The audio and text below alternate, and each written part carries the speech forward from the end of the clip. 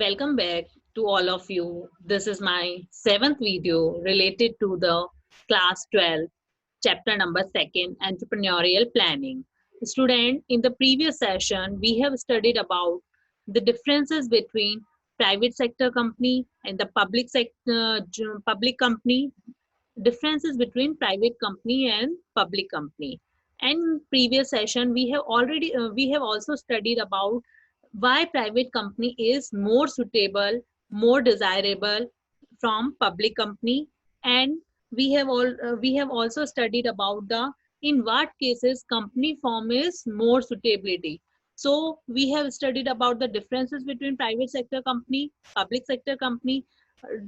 Private sector company is more desirable, and the suitability of public sector company, joint stock company, suitability of the joint stock company from other sources of other form of businesses, like a private sole proprietorship, partnership, and joint stock company. What is the differences? What are the reason why we choose joint stock company? So we have studied about in the previous session.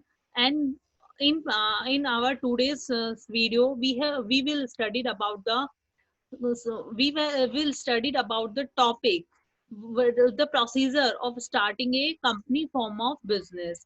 That means what procedure followed by an entrepreneur to start a company form of business. So students, we are starting from to commence a company in India. First, I am reading here the idea of forming a company. The idea of forming a company is conceived either by a person or by a group of person known as promoters. As you already know about it, that in the company form, entrepreneur and the company both are different persons. So the person who conceive idea related to starting a company are called promoters. यदि mind में idea आ रहा है किसी person के बारे में, और वो उसके लिए एफर्ट, किसी पर्सन को आइडिया आ रहा है किसी कंपनी के बारे में और उसके लिए एफर्ट कर रहा है, तो वो सिंगल पर्सन हो सकता है, वो मोर देन वन पर्सन हो सकता है, तो वो कलेक्टिवली वो पर्सन प्रमोटर्स कहलाएंगे. Our entrepreneur are basically the promoters as they are one who. That means ये प्रमोटर्स वो लोग हैं, यदि इनमें से कोई भी टास्क कर रहे हैं तो वो पर्सन प्रमोटर्स कहलाएंगे. सबसे फर्स्ट है कंसीव द आइडिया. यदि किसी पर्सन के माइंड में किसी बिजनेस को स्टार्ट करने के लिए आइडिया आता है और उसके लिए एफर्ट करता है तो वो पर्सन प्रमोटर कहलाएगा. नेक्स्ट है scan it against the environmental forces to establish its feasibility and viability. जैसा कि हमने प्रीवियस चैप्टर में देखा था, रीड किया था कि इन्वायरमेंट स्कैनिंग हम करते हैं कोई भी बिजनेस स्टार्ट करने से पहले, ताकि हम उसके प्रॉस कॉन्स कंसेस जान सके और उसको जो भी हम हमारे बिजनेस से रिलेटेड जो अपॉर्चुनिटीज है, थ्रेड्स है, उनको हम रिमूव कर सकें, अपॉर्चुनिटीज को ग्रैब कर सकें. नेक्स्ट है procure the resources essential for the commencement. That means promoters वो पर्सन है जो ये जो बिजनेस हम स्टार्ट करना जा रहे हैं उसके लिए सारे रिसोर्सेज अरेंज करेंगे, प्रोक्योर करेंगे, एक्वायर करेंगे, ताकि वो बिजनेस इजीली स्टार्ट हो सके. नेक्स्ट है ensure the incorporation of the enterprises. Incorporation का मीनिंग मैंने कल भी प्रीवियस वीडियो में भी बताया था. Incorporate that means company start करना, कंपनी इनकॉर्पोरेट करना, दैट मीन्स सारी डॉक्यूमेंटेशन रिलेटेड फॉर्मेलिटीज करना. तो यहाँ पे प्रमोटर्स वो है जो इंश्योर करते हैं incorporation of the enterprise. Next है arrange for commencing of the business. That means सारे रिसोर्सेज सब अरेंज करना किसके लिए, commencing of the business. Next है plans out expansion and diversification strategies. Promoters वो पर्सन है जो एक्सपेंशन और डाइवर्सिफिकेशन स्ट्रेटेजीज फॉलो करते हैं. एक एम्प्लॉई है, वो वहां पे वर्क करेगा लेकिन वो लिमिटेड टास्क उतना ही करेगा जिसके लिए उसको सैलरी मिल रही है. लेकिन जो प्रमोटर्स है वो एक्सपेंशन डाइवर्सिफिकेशन के लिए भी प्लान करेंगे. अब हम यहाँ पे जो स्टडी करेंगे वो रिलेटेड रहेगा यहाँ पे legal formalities accepted to be complied by the entrepreneur. That means यदि company form of business start करना है तो क्या क्या लीगल फॉर्मेलिटीज को करनी पड़ेगी। हमने देखा है इसमें पढ़ा था कि जो कैरेक्टरिस्टिक्स है कंपनी फॉर्म ऑफ बिजनेस उसमें पढ़ा था क्रिएटेड बाय लॉ। कंपनी है जो क्रिएटेड बाय लॉ, मतलब लॉ उसको क्रिएट करता है, तो उससे ऑब्वियसली बात है कि जो सोल प्रोप्राइटरशिप फॉर्म है या जो पार्टनरशिप फॉर्म ऑफ बिजनेस है उससे ज्यादा यहाँ पे लीगल फॉर्मेलिटीज या बहुत सारे लॉ कंप्लायंसेस करना पड़ेगा एक बिजनेस को। जो एंटरप्रेन्योर है उसको बहुत सारे लॉ को फुलफिल करना पड़ेगा, लॉ से रिलेटेड फॉर्मेलिटीज को फुलफिल करना पड़ेगा। सबसे फर्स्ट यहाँ पे सीक्वेंस वाइज गिवन है आपको क्या क्या चीजें, आपको यहाँ पे company form of business start करना है तो आपको क्या क्या चीजें करनी पड़ेगी। सबसे फर्स्ट है obtain pan number from income tax department. First of all what is the full form of pan? Permanent account number. Permanent account number, जैसा कि हमें एग्जाम देना है तो हमारे लिए रोल नंबर रिक्वायर्ड है। यदि मुझे अपने आप को आधार में रजिस्टर्ड कराना है या उससे रिलेटेड जो भी एडवांटेजेस लेने हैं तो मुझे आधार नंबर चाहिए मेरा। यदि मुझे ड्राइविंग करनी है तो मुझे ड्राइविंग लाइसेंस चाहिए। तो दैट मीन्स हर जो भी है उसी तरीके से हमें यदि बिजनेस में ट्रांजेक्शन्स करने हैं, टैक्स से रिलेटेड ट्रांजेक्शन्स करना है, गवर्नमेंट को टैक्स पे करना है, तो मुझे उससे पहले मेरा पैन नंबर चाहिएगा। पैन नंबर के थ्रू ही, पैन नंबर मेरी टैक्स आइडेंटिफिकेशन है, वो नंबर मुझे टैक्स आइडेंटिफिकेशन के लिए रिप्रेजेंट करता है। तो यहाँ पे बोला है permanent account number is a 10 digit alpha numerical number issued by the income tax department. 10 digit number होता है, अल्फा न्यूमेरिकल्स होता है, दैट मीन्स अल्फाबेट्स भी इंक्लूड होते हैं, न्यूमेरिक मतलब दैट मीन्स डिजिट्स भी इसके अंदर इंक्लूड होती है। Permanent account number is a 10 digit alpha numeric number issued by the income tax department. जैसे कि मैंने आपको बोला कि टैक्स फुलफिल करने, टैक्स से रिलेटेड जो भी हमारी फॉर्मेलिटीज है उनको फुलफिल करने के लिए हमें पैन नंबर की रिक्वायरमेंट होती है। तो इशू भी कौन करेगा इसको? इनकम टैक्स डिपार्टमेंट इशू करेगा। किसको इशू करेगा? All assessee. Assessee that means all tax pairs, जो भी टैक्स पेयर्स हैं उनको ये नंबर गवर्नमेंट, यदि पर्सन अप्लाई करते हैं तो गवर्नमेंट ये पैन नंबर इशू करेगी। आगे हम पैन नंबर से रिलेटेड या पैन से रिलेटेड ही डिटेल पढ़ते हैं। इस पैरा को मैं रीड कर रही हूँ यहाँ पे। PAN enables the department to link all the transactions of the person with the department. These transactions include tax payment, TDS, TCS credit, return of income, wealth, gift, FBT, specified transaction, correspondence, and so on. PAN thus act as an identifier for the person with the tax department. यहाँ पे जो TDS, TCS वगैरह सब बोला गया है, इसके अलावा वेल्थ आइडेंटिफायर और ये सब बोले गए हैं, ये सब बेसिकली टैक्स है, डिफरेंट डिफरेंट टाइप के टैक्सेस हैं।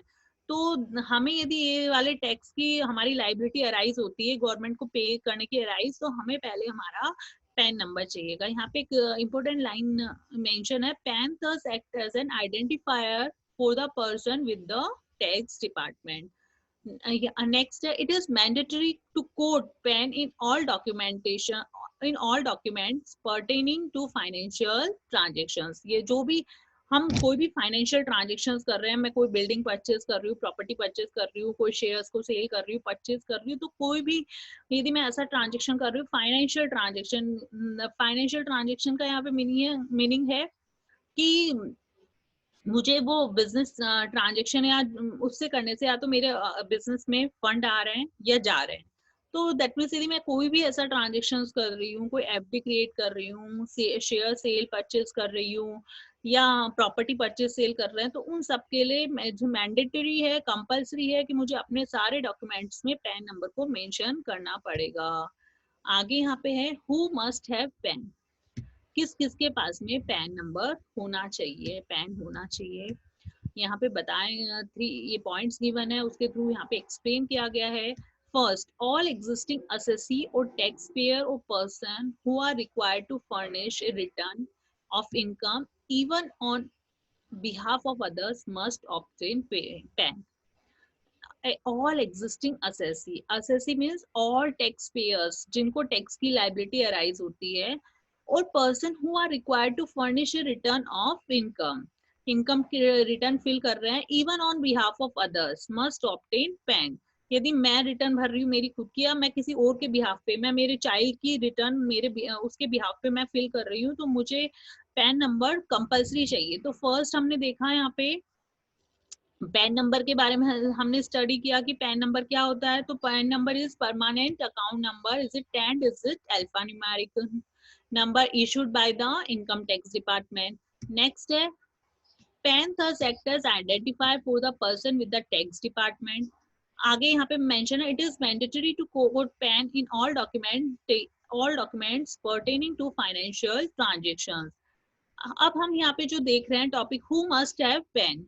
तो सबसे फर्स्ट मैंने जो देखा वो है all existing assessee or tax payers who required to furnish a return of income even on behalf of others must obtain PAN. Second thing हम जो पढ़ रहे हैं, सेकंड पॉइंट, कि यहाँ पे और किस किस को पैन नंबर की रिक्वायरमेंट है। तो यहाँ पे सेकंड है any person carrying on any business और profession whose total sale turnover or gross receipts are is likely to exceed 5 lakh rupees in any previous year। Simply meaning है, यदि हमने यहाँ पे देखा, पहले तो यहाँ पे हमने देखा कि फर्स्ट पॉइंट तो बोल रहा था all existing assessee or tax pair जो रिटर्न फिल कर रहे हैं। सेकंड पॉइंट हमने देखा यदि कोई भी पर्सन बिजनेस को कैरी कर रहा है, बिजनेस कर रहा है, प्रोफेशन कर रहा है, दैट मीन्स बिजनेस है, profession means doctors, lawyers, chartered accountant, कोई भी प्रोफेशन फॉलो कर रहे हैं, और उनकी total sale turnover, gross receipts तीनों उनकी इनकम से रिलेटेड है। यदि किसी बिजनेस की या टर्नओवर या ग्रॉस रिसीट 5 लाख रुपीज से ज्यादा है, यदि 5 लाख रुपीज से कम है, तो रिटर्न फिल करने की रिक्वायरमेंट नहीं होती है। उस केस में हमको पैन नंबर भी रिक्वायरमेंट नहीं होता। लेकिन यदि हमारी जो बात करें total sale turnover gross receipt यदि 5 लाख रुपीज से ज्यादा है, तो हमें यहाँ पे पैन नंबर की रिक्वायरमेंट होगी। यहाँ पे बोला गया है or is likely to exceed 5 lakh rupees in any previous year। Previous year का मीनिंग क्या है यहाँ पे? अकाउंट, यदि हम बात करें टैक्सेशन पर्पस के लिए, तो जो ईयर्स हैं उनको 2 ईयर्स में डिवाइड किया गया होता है। फर्स्ट जो है प्रीवियस ईयर और नेक्स्ट होता है असेसमेंट ईयर। प्रीवियस ईयर यदि मैं बोलूं कि अभी कौन सा ईयर चल रहा है, अभी चल रहा है 2021 चल रहा है। यदि हम फाइनेंशियल ईयर की बात करें, फाइनेंशियल ईयर 1 अप्रैल से स्टार्ट होता है, तो 1 अप्रैल 2020 से लेकिन 31 मार्च 2021 तक जो ईयर है वो है असेसमेंट ईयर।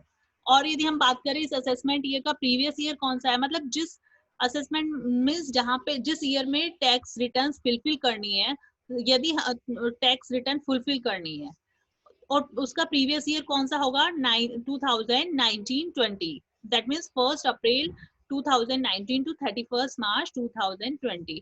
तो दैट मीन्स जिस ईयर हम रिटर्न फुलफिल करते हैं उसके जो पहले वाला ईयर है वो इसके लिए जो टैक्स पर्पस के लिए वो प्रीवियस ईयर कहलाता है। तो फर्स्ट पॉइंट हमको समझ में आ गया है, all existing assessee or tax payer or persons who are required to furnish a return.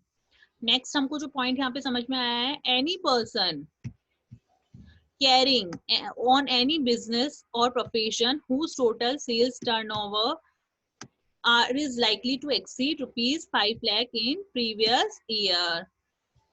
Third point जो है वो है any person who intends to enter into financial transactions where quoting PAN is mandatory and must also obtain PAN।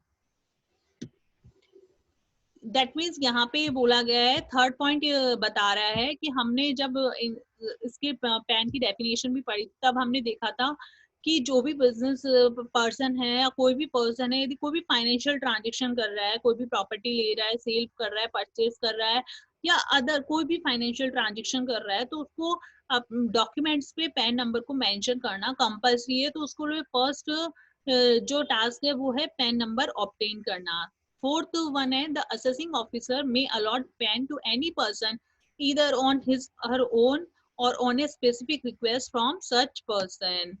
तो that means यहाँ पे बोला गया है कि असेसिंग ऑफिसर जो है, असेसिंग ऑफिसर दैट मीन्स जो टैक्स ऑफिसर्स हैं वो उनको टैक्स नंबर्स क्या कर देंगे, इशू कर देंगे उसकी रिक्वेस्ट पे। यदि हम जो भी डॉक्यूमेंटेशन है, जो भी फॉर्मेलिटीज है फुलफिल करके यदि एप्लीकेशन हम रजिस्टर देते हैं असेसिंग ऑफिसर्स को, तो वो हमको पैन नंबर इशू कर देंगे। तो यहाँ पे बताया गया है पैन नंबर के बारे में। सबसे फर्स्ट हम जो पढ़ रहे हैं वो है legal formalities related to company. तो सबसे फर्स्ट बेसिक जो मेन है वो है obtaining PAN number. PAN number हमने बता दिया, permanent account number, it is compulsory for all business transactions because it is tax number, tax identification number।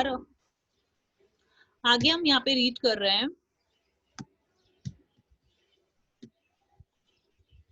Open a current account. जो सेकंड मोस्ट जो हमारा टास्क है, सेकंड इंपॉर्टेंट टास्क है, वो है open a current account. Current account आप लोगों ने सबने सुना होगा। बेसिकली हम बात करें बिजनेस बैंक से रिलेटेड, तो हम जो जनरली देखते हैं वो होता है हमारे सेविंग अकाउंट और करंट अकाउंट। इसके बारे में हमने ऑलमोस्ट सुना है।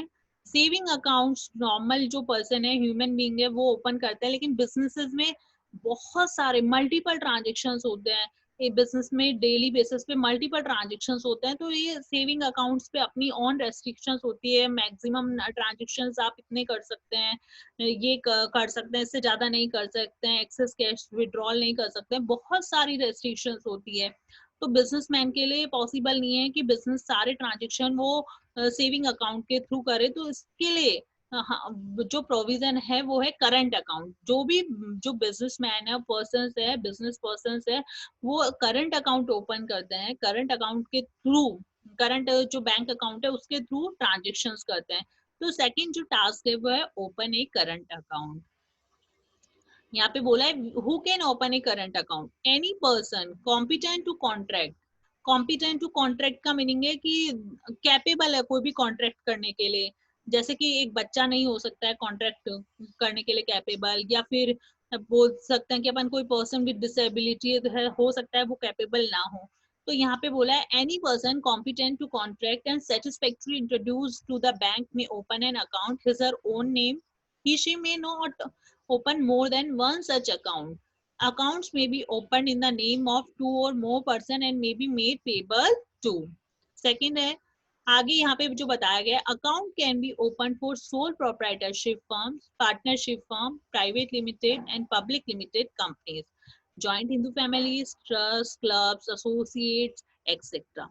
दैट मीन्स कोई भी बिजनेस है, किसी भी टाइप का बिजनेस है, इधर सोल प्रोप्राइटरशिप और पार्टनरशिप और joint Hindu family, what ever the business form, कोई भी बिजनेस फॉर्म है तो वो क्या कर सकता है, करंट अकाउंट ओपन कर सकता है। थर्ड जो थिंग यहाँ पे बताई गई है, account can be open by minors of 14 years and above if able to read and write in their sole name. Minor basically person होता है जो बिलो 18 years होते हैं, वो माइनर के अंदर कंसिडर है। लेकिन यहाँ पे बोला गया है माइनर यदि 14 years एंड अबाउ है और रीड एंड राइट कर सकता है, तो भी हम उसके अकाउंट नेम से अकाउंट खोल सकते हैं। बेसिक कॉमन डॉक्यूमेंटेशन, जैसे कि हमें पता है कि यदि हम कोई एग्जाम का रजिस्ट्रेशन करवा रहे हैं, कोई एग्जाम है, तो उसके अंदर हमें पता है कि हमारी पासपोर्ट फुल साइज फोटो चाहिए, हमारी 10th की मार्कशीट, 12th की मार्कशीट न चाहिए। तो उसी तरीके से यदि हम कोई बैंक अकाउंट ओपन कर रहे हैं तो बहुत उससे रिलेटेड हमें डॉक्यूमेंट चाहिए,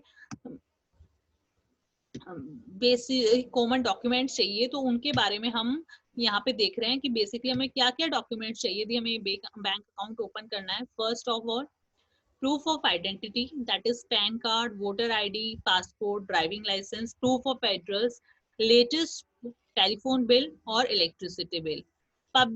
पब्लिक और प्राइवेट लिमिटेड जो कंपनीज है, ये तो जनरल डॉक्यूमेंट्स है, जो बेसिक कॉमन डॉक्यूमेंट्स है।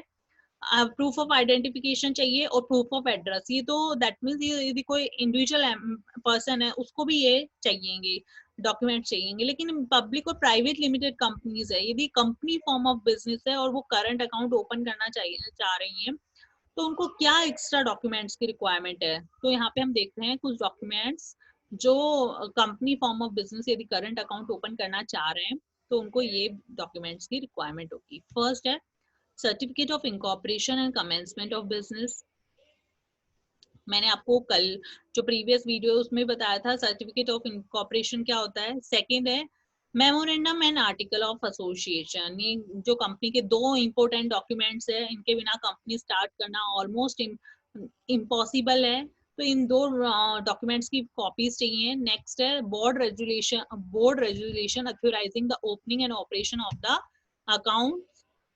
नेक्स्ट है पैन और GIR नंबर और completed form 60। नेक्स्ट है list of directors with residential address. ये जो बेसिकली हम देखें ये डॉक्यूमेंट्स है जो हमें कंपनी फॉर्म, यदि हम करंट अकाउंट ओपन करना चाह रहे हैं तो हमें ये जो डॉक्यूमेंट्स है बेसिक डॉक्यूमेंट्स इनकी रिक्वायरमेंट होगी, ये डॉक्यूमेंट्स हमें कंपनी को सबमिट करना पड़ेगा। अब हम बात करें नेक्स्ट है register of service tax and VAT. यहाँ पे दो टैक्सेस के बारे में बताया गया है कि अपने आप को जो कंपनी फॉर्म ऑफ बिजनेस है उसमें अपने आप को रजिस्टर कराना पड़ेगा। तो फर्स्ट ऑफ ऑल मैं एक चीज जो आपको यहाँ पे बताना चाह रही हूँ, ये वाला टॉपिक आपका completely omitted, completely out of course हो गया है। आउट ऑफ कोर्स होने का रीजन ये है कि जो सर्विस टैक्स है और वेट और सेल टैक्स है, ये दोनों ये दोनों ही चीजें चेंज हो गई है। प्रेजेंट सिनेरियो जो करंट सिनेरियो उसमें चेंज हो गई है। सर्विस टैक्स और वेट और जो different different type of taxes से उनको हटा के सिर्फ एक टैक्स लेके आई है गवर्नमेंट, वो है GST, goods and service tax. Goods and service tax है, तो यहाँ पे जो रजिस्टर फॉर सर्विस टैक्स और रजिस्टर फॉर वेज और सेल टैक्स के बारे में यहाँ पे मेंशन है, तो ये आपको रीड नहीं करना है, आपको इसको कंप्लीटली ऑमिट कर देना है। मैं आपको GST के बारे में जो GST से रिलेटेड है वो मैं आपको साथ शेयर करूंगी, डिस्कस करूंगी।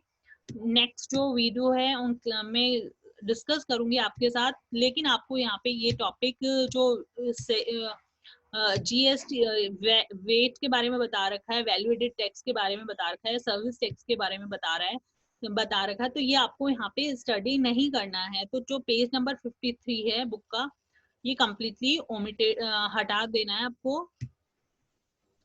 नेक्स्ट हम मूव करते हैं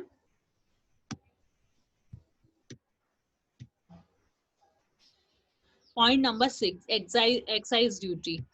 जो पॉइंट नंबर 6 के बारे में बताया गया है वो है एक्साइज ड्यूटी। पॉइंट नंबर 4 और 5 आपको हटाना है, ऑमिट करना है, 3rd 4th 5th।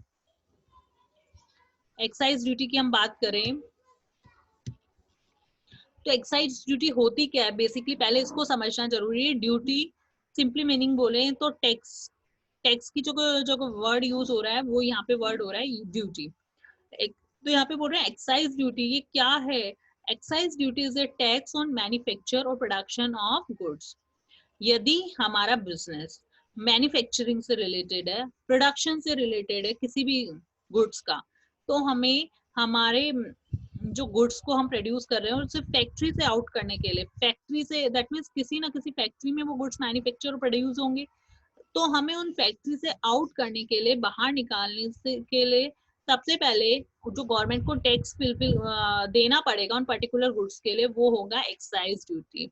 Simply meaning है हम कोई भी गुड्स मैन्युफैक्चर कर रहे हैं, if we are manufacturer, then first we will pay excise duty to the government and then after we will out goods for sale. Okay, तो excise duty is a tax on manufacture or production of goods. आप यहाँ पे बताया गया इसके बारे में, excise duty on alcohol, alcohol preparation and narcotic substance is collected by state government. इस टाइप का यदि अल्कोहल से रिलेटेड है या अल्कोहल प्रिपरेशन से रिलेटेड है, नार्कोटिक है, ड्रग्स से रिलेटेड है, तो इस टाइप का टैक्स है वो स्टेट गवर्नमेंट कलेक्ट करेगी, तो इसे बोलेंगे स्टेट एक्साइज ड्यूटी। और इसके अलावा जो remaining rest of the goods है, यहाँ पे बोला गया रेस्ट ऑफ द गुड्स, जो कलेक्शन का काम है उससे रिलेटेड जो भी टैक्स का कलेक्शन का टाइम है, तो वो central excise that means central government collect करेगी। तो यहाँ पे क्लियर है, दो एक्साइज ड्यूटी है, it is a tax on manufacturer और production of goods. Excise duty on alcohol, alcohol preparation and narcotic substances collected by the state government, and the remaining and the rest of goods manufacturer और production related tax are collected by the central government. आगे यहाँ पे बताया गया है what categories of person are required, what categories of person are required to obtain registration with the Central Excise Department. Subject to specified conditions, generally the following categories of person are required to get themselves registered with the Central Excise Department.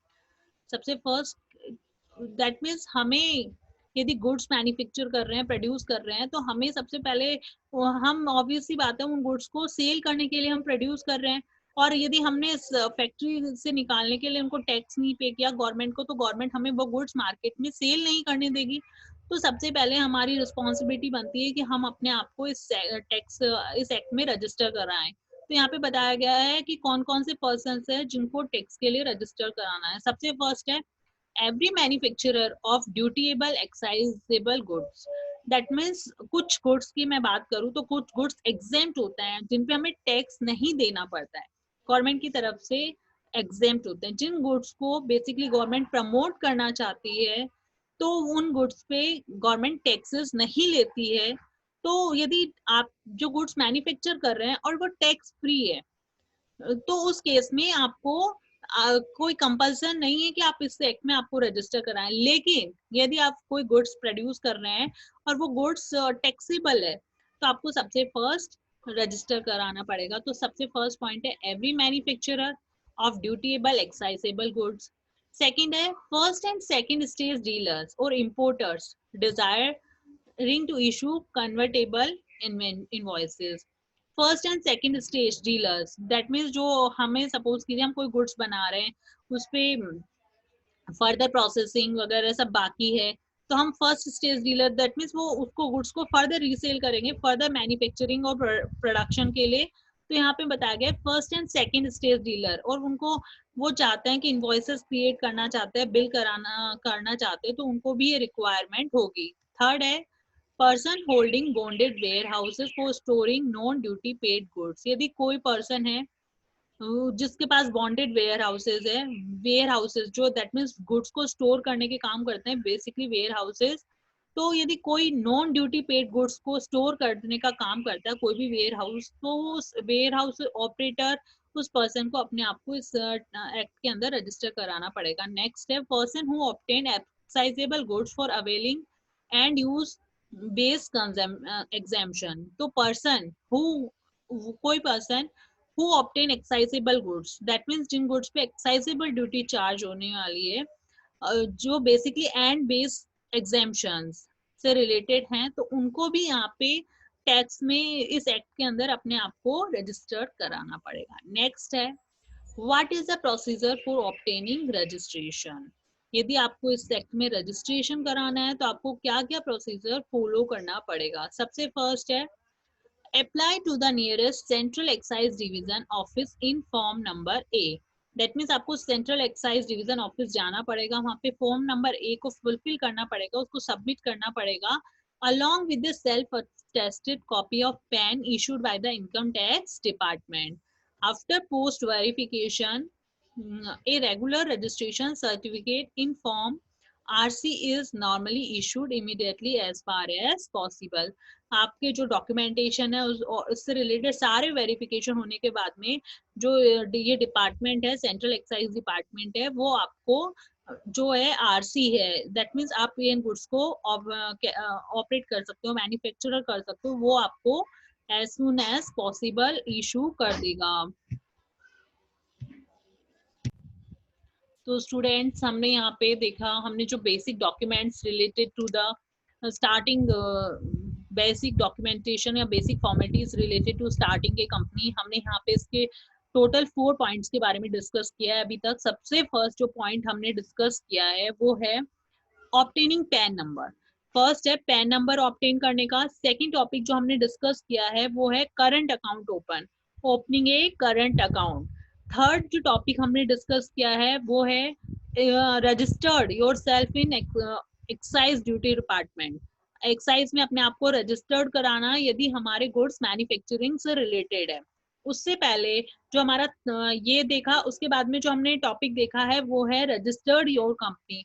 That means हमने हमारी company को जो registrar office है, company या office है, वहां पे हमें अपने आप को पहले कंपनी फॉर्म को रजिस्टर कराना पड़ेगा। ये हमारा जो पॉइंट नंबर 3 है। तो हम यहाँ पे देख रहे हैं, the following steps are involve in incorporating a private or public company in India. यहाँ पे हमें ये सारी स्टेप्स को फॉलो करना पड़ेगा यदि हम company form of business start करना चाह रहे हैं। सबसे फर्स्ट है यहाँ पे name of the business entity. The following steps are involved in incorporating a private or public company. Name of the business entity, हमें name decide करना पड़ेगा, name देना पड़ेगा। Next, register for e-filing at MCA office, MCA portal, Ministry of Corporate Affairs पे अपने आप को register कराना पड़ेगा। Third, apply for director identification number. Director identification, जो हमारे डायरेक्टर है उससे रिलेटेड आइडेंटिफिकेशन के लिए अप्लाई करना पड़ेगा। फोर्थ वन है ऑब्टेन डिजिटल सिग्नेचर सर्टिफिकेट। जो डिजिटल सिग्नेचर है, दैट मीन्स हम जो डिजिटल सिग्नेचर यूज करेंगे वेरियस डॉक्यूमेंट के लिए, उसको ऑब्टेन करना पड़ेगा। फिफ्थ वन है registered DSC and MCA website. Six है apply for approval of the name of the company. जो नेम ऑफ द कंपनी जो हमने डिसाइड करा है वो इलीगल तो नहीं है, किसी से मैच करता हुआ तो नहीं है, किसी को ऑब्जेक्शन तो नहीं है, उसके लिए हमें अप्रूवल के लिए अप्लाई करना पड़ेगा। सेवेंथ पॉइंट है फॉर्मुलेट मेमोरेंडम ऑफ एसोसिएशन। हमें मेमोरेंडम ऑफ एसोसिएशन क्रिएट करना पड़ेगा, हमें आर्टिकल ऑफ एसोसिएशन क्रिएट करना पड़ेगा। जो 8th पॉइंट है हमारा formulate article of association. 9th point है हमारा verify stamp and sign article of association. जो हमें आर्टिकल ऑफ एसोसिएशन को वेरीफाई करना पड़ेगा, स्टैम्प करना पड़ेगा एंड साइन करना पड़ेगा। एंड जो लास्ट पॉइंट है verify the various forms required for incorporation of the company. जो भी फॉर्म्स है जो हमें फुलफिल करने पड़ेंगे तो हमको वेरीफाई करना है, इनकॉर्पोरेशन से रिलेटेड सारे फॉर्म्स को वेरीफाई करना है। तो हमने बेसिकली कंपनी फॉर्म जो स्टार्ट करते वक्त जो फॉर्मेलिटीज फुलफिल करनी है, उसके अंदर सबसे फर्स्ट हमने पढ़ा ऑब्टेन ए पैन अकाउंट।